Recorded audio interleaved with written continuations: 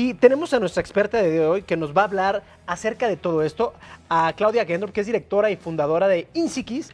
Por favor, bienvenida. Adelante. Claudia, qué gusto tenerte. Clau. Pásale, Muchas Clau. gracias. ¿Cómo estás? Hola, Majo. Bueno, si estás en nada, pásale acá. Hace un poquito de frío de aquel lado. Sí, no, y aquí también no te creas, pero acá las luces nos calientan. Es para conservarnos jóvenes. Muy bien. Se conservan muy bien. Ves? Muchas gracias. Oye, creo que nos estaba escuchando justamente, Clau, que estamos platicando un poquito del tema en el corte y estaba así, bien pendiente. Dijo, no, así dije, tiene así en su mente error, así que estamos mal. No, para nada. Para nada. Parte de nuestro trabajo es no enjuiciar, entonces no se preocupe. Perfecto, bueno, sí, bienvenida. Dijiste una palabra que es enjuiciar, que es importante, porque tenemos juicios aprendidos no solamente de nuestras padres, generación tras generación, de cómo deben ser las relaciones, y creo que de ahí parten los primeros problemas que podemos llegar a tener con nuestros hijos. ¿Qué tenemos que hacer? ¿Qué tenemos que cambiar? Pues creo que lo que tenemos que cambiar, Pablo, más que nada es nuestra interpretación de las cosas. Yo creo que la intención como papá siempre, cuando pensamos en tener hijos o incluso vemos otras personas en relación con sus hijos, es, yo no voy a hacer eso de gritarles o de jalarles la oreja o hablarles feo. Sin embargo, ya en la cotidianidad, en el día a día, puede ser muy difícil. Y gran parte de esto es la interpretación que damos a lo que mencionabas, Majo, a lo que consideramos errores de nuestros hijos. Y partiendo de la base de que si podemos empezar a interpretar eso como parte del desarrollo, parte del aprendizaje y asumir que nuestro rol de papás también es enseñarles, no nada más corregirles, nos haría hacer una relación mucho más saludable con ellos. ¿Qué tipos de conflictos tienen los padres con los hijos? Iba a decir, tenemos. Depende a qué edad. Pero sí, exacto, pero ¿cuáles son? O sea, tenemos grandes grupos de conflictos a ciertas edades. Digo, ya sé que la adolescencia es como la pesadilla de todos los papás. No necesariamente. Tenemos mucho estigma también de la adolescencia, pero también se puede vivir una adolescencia saludable y bonita y de gran comunicación, pero eso sí, empieza a construirse en la infancia. Y en la infancia, desde la primera infancia, porque muchas veces muchos de nuestros pacientes llegan a la clínica diciéndonos, vengo porque quiero prevenir el periodo de adolescencia. Y bueno, me parece muy responsable hacer eso. Hijo? No nace, pero vengo a prevenir. Hay que prevenir. Sí, tiene 3 semanas de embarazo. Exacto. Pero sí está bien prevenir, sin embargo, no llegar también a estas etapas que tienen este estigma de siempre van a ser difíciles. No necesariamente. Sí hay que prevenir, pero hay que construir desde la infancia. Si queremos buena comunicación en adolescencia, necesitamos buena comunicación siempre. Hay una caricatura que no sé si conocen, pero a mí me encanta, porque dice, hijita querida, quiero que cuando crezcas seas una mujer libre pensadora, en libertad, responsable, etcétera, ¿no? Pero mientras seas niña, quiero que seas obediente, sometida y flexible, ¿no? Entonces, sí, es cierto. A ver, o sea, si queremos A, tenemos que construir A desde chiquitito. Si queremos B, bueno, pues hay que ser congruentes. Pero ¿no? entonces, como los grandes problemas podrían ser comunicación, el que no tengas autoridad. Obediencia, por ejemplo, que todo sea no. Que todo sea no. No.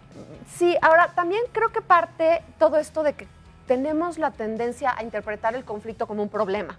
Sí. El conflicto, más que el tipo de conflicto, siempre va a haber conflicto en el sentido de que son 2 personas, 2 cabezas, 2 visiones, 2 etapas, 2 perspectivas de la vida o más, ¿no? Porque tenemos papás y mamás con muchos hijos, entonces encima tienen que ir diferenciando la personalidad de cada uno de ellos. Entonces el conflicto es inherente al día a día, a la cotidianidad.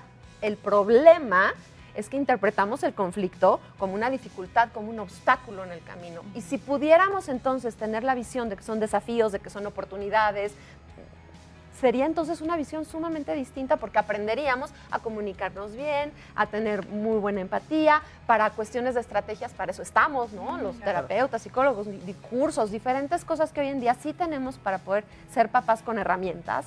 Y bueno, el conflicto es parte de todos los días, pero puede convertirse en una guerra cuando las 2 partes pues no están encontrando diferentes alternativas. Y justo lo que estábamos platicando, ¿no? Que dice Pablo, bueno, yo todavía no tengo conflictos porque es un bebé, ¿no? Tiene 2 meses. Pero desde ahí sí. Felicidades. La foto. Felicidades.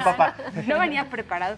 Pero obviamente el conflicto empieza desde que están, ¿no? Claro, desde que están. Desde que están acá, desde que están en el corazón. Sí, el conflicto puede empezar porque desde chiquititos, por ejemplo, lo que a esa etapa tendríamos que enseñarles mucho son rutinas, apego. El apego en el primer año de vida de los bebés es indispensable. Poder generar en ellos un apego seguro, no una relación, por ejemplo, de ansiedad. Uno de los conflictos en esta primera etapa como papás o como mamás es cuando estamos estrenándonos en la fase de ser papás, genera mucha ansiedad el llanto de un bebé, por ejemplo. Oye, Claudia, perdón, Y bueno, hay que aprender. de repente estás diciendo como por etapas. Es bien complicado porque han de ser muchísimos bemoles, que si tienes más hijos, que si es el primero, que los hermanos, papás. Ha de haber muchos factores, pero por ejemplo, hablabas de bases. Sí. Por ejemplo, y de etapas. ¿Qué bases podríamos empezar a implementar en diferentes etapas como para ir llevando una mejor relación y, como dijiste, poder prevenir estas cosas y a la larga no ver estos conflictos, sino más bien como retos? ¿Qué debemos empezar a hacer como papás? Hacernos responsables de nuestro rol como papás y de nuestras propias emociones. ¿Cuántas veces, y ahí no importa la edad, decimos, es que me sacó de quicio? O el llanto, o la pataleta, o el berrinche, o que reprobó, o depende, ¿no? La diferencia. Y ahí, por ejemplo, como papás, hay una transformación que es muy simple, muy sencilla, y de repente culturalmente nos ha costado mucho trabajo, que es, el niño no te saca de quicio. Tú eres responsable de tus emociones y tienes que aprender a gestionarlas, porque en la medida que un papá o una mamá sea saludable, va a poder modelar y enseñar a sus hijos salud emocional. Entonces, ese es uno de los primeros pasos, hacernos responsables. Una vez que tenemos esa conciencia, entonces podemos aprender a respirar, aprender a tener ideas y pensamientos de interpretación mucho más saludables para poder trabajar con nuestros chiquitos en una buena comunicación, en donde empaticemos, en donde enseñemos temas emocionales desde bebés. Si yo sé gestionar mis emociones, puede resultarme difícil un momento de llanto intenso o lo que sea, pero sé gestionarlo. Y puedo diferenciar que mi niño tiene que llorar, que mi niño no tiene otra manera de comunicarse, que ese es su momento de poder decir estoy en acuerdo, en desacuerdo, en agrado, en desagrado. Y si desde entonces empiezo a poder codificar esa diferencia entre agradable, desagradable, satisfactorio, no satisfactorio, pero no le cargo mis emociones a mi bebé, probablemente pueda empezar desde ahí a gestionar una buena comunicación, que después se va a convertir ya no en llanto, sino en juego, después en palabras, después en emociones y después en temas de la vida y de valores muy complejos que podemos empezar a evitar riesgos en la adolescencia desde que mi bebé está llorando. ¿Cómo? Haciéndome responsable y comprendiendo esa parte emocional de mi niño y de mí mismo para poder hacer un buen baile emocional, ¿no? Oye, pero hablas de cuando los bebés lloran por bebés, pero ¿qué hay de cuando ya es un niño un poco más grande que haciendo el berrinche? Ahí sí, como papá, ¿cómo le haces? Es que yo veo a las pobres mamás así de... ¿Qué hago con el berrinche enfrente de la gente, no? Sí, en el avión. Y en el peor lugar. Sí. O ya la dejan mejor, dicen ya. Sí. ¿Cómo es la manera? Sí, pasa muchísimo eso porque así como decimos la competencia no se gana el día de la competencia, sino en el entrenamiento, el berrinche también no se gana en el momento del berrinche, se gana en el día a día. Porque claro, queremos solucionar cuando estamos enfrente de la familia, ¿no? O de los amigos o de un punto y el niño nos empieza a hacer un berrinche. No surgió nada más de ahí, significa que no hubo una construcción desde el inicio, como decías, el bebé llora por bebé porque no tiene palabra, pero después estos famosos terrible twos y no sé qué tanto, no necesariamente tienen que ser así, pero el niño todavía habla y a lo mejor se comunica, pero no tiene un vocabulario amplio, una capacidad de comunicarse y entonces llora. Si nosotros en esa etapa empezamos a interpretar el llanto de nuestros hijos, a darle el elemento de cómo sí, no solo decirle qué no hacer, sino cómo sí. Mira, seguramente lo que quieres comunicarme es esto y esto y esto. Empezamos entonces a formar una alternativa distinta al berrinche. Y si agregamos una buena empatía, comunicación, paciencia, etcétera, pues entonces vamos a ir, vuelvo a lo mismo, comunicándonos también en esas etapas ya de los niñitos, ¿no? 2, 3, 4, 5 años. Y probablemente no te voy a decir que es una mágica fórmula para evitar algún berrinche, pero sin duda nos va a permitir que en el momento del berrinche público, vamos a llamarlo así, tengamos códigos previos, ¿no? O sea, acuérdate de tal, o recuerda el día que te enseñé a expresarlo de esta otra manera, y ayuda, la consistencia, la paciencia, precisamente no decir, china, estoy ya harta, esto ya me desbordó, está bien, toma la paleta. Sí, claro. Claro que cuando hacemos eso, ahí te quedas, ¿no?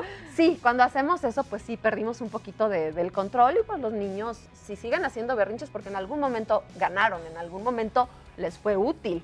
Sí. Tenemos que ser muy cuidadosos. Oye, hablando de esta carrera... Estoy volteando, perdón. No, es padre, mira, porque así quieras sí, y puedes estoy entre que volteo y regreso. De esta carrera hay algo importante que es comunicación y diálogo. Sí. Que de repente no sé qué tan práctico es o qué tan verdadero sea, que es la negociación siempre con el niño. Ahorita hay como una moda de que es que son tan inteligentes, y lo son, que Sí. todo se puede negociar. No hay que ordenarles, hay que hacerles entender, hay que negociar con ellos.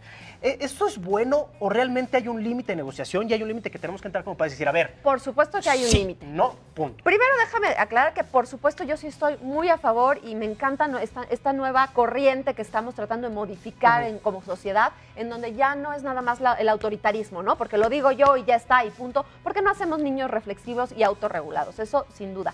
Sin embargo, tampoco hay que caer en el extremo de la permisividad, lo que tú quieras, como tú sea. Yo digo que hay 3 canastas, vamos a ser prácticos. Ok. Está la canasta de lo no negociable.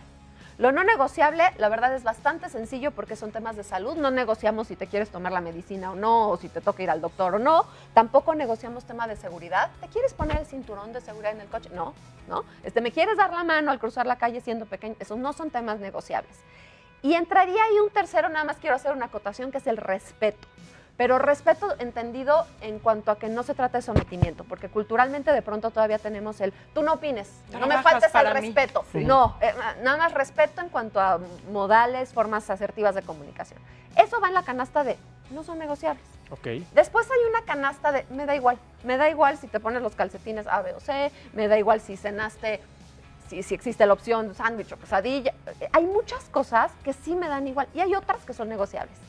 Ahí está el truco, ver cuáles sí y cuáles no, negociables siempre y cuando no perdamos también la visión y la autoridad como papás. Podemos escuchar a los niños, conocer su opinión, pero sí sugiero que, sobre todo durante la primera infancia, podamos como papás tener esa última palabra siempre para no perder el balance entre quién manda, ¿no? Cuál es la autoridad legítima y auténtica que puede prevalecer en la casa. Entonces Qué no es tan complicado, difícil. ¿no? Qué No es tan complicado difícil. ser padre, mira, Hasta me brincó el ojito así de- 24/7. No, Sí. diferente. Empezó, Sí, sí. respira, amigo, Ya. acuérdate. Ya el tic salió. Acuérdate. No, pero saben que es un proceso increíble porque es de transformación, no es un trabajo que hagas. Al final ser papá es un trabajo que Aprendes. eres. Si tú mismo no te transformas, el ejemplo es lo que arrastra. Entonces, si no trabajas en tu ser real, ¿quiénes te van a mover más que tus hijos? Sí. Entonces, es un trabajo que no tendría que ser un trabajo forzado, tendría que ser parte de nuestra cotidianidad y se trata de aprender a disfrutarlo, porque es una transformación. Tenemos que estar listos para transformarnos y para ser flexibles y para aprender en el camino, ¿no? Oye, Y si Claudia. no, pues para eso estamos también. Hombre, es lo que te iba a decir. Sí. Muchísimas gracias por acompañarnos. Sobre todo, a ver muchísimas dudas de las personas que dicen, ok, mi caso es particular, ¿dónde te pueden contactar para que Claro. puedas canalizarlo? Excelente, trabajamos mucho terapéuticamente, pero también en coaching parental, lo cual es sumamente útil porque es muy práctico. Me pueden encontrar en nuestras redes, es Insikis, no sé si lo deletreo o lo ponemos a medio Ahorita si difícil. quieres lo ponemos en una plaquita. Insikis, Ajá. estamos en Facebook, Instagram o en nuestra página www.insikis.com, es con P intermedia, como psiquis, adentro de la psiquis, así. O al 5251-1898 es el teléfono del consultorio y estamos en Lomas Reforma. Perfecto, Claudia. Muy Pues bien. muchísimas Muchas gracias. Gracias a ustedes, un Es tu placer. casa, te voy a llamar porque Por supuesto, va a ir creciendo esto, cuando entonces quiera. tenemos